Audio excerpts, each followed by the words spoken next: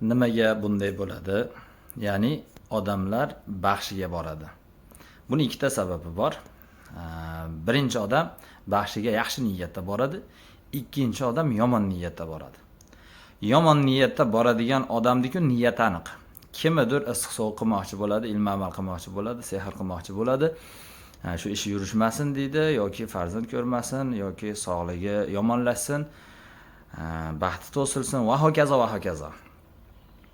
Ikkinchi sabab, inson yaxshi maqsadda, yaxshi niyatda baxshiga boradigan odam shu qizimni baxtini ochirib kelay deydi, yo palonchi ko'p og'riyapti, shuni ko'rsatib kelay deydi, yoki erimni ishlari o'xshamayapti, ish yo'llarini bir ochirib kelay deydi.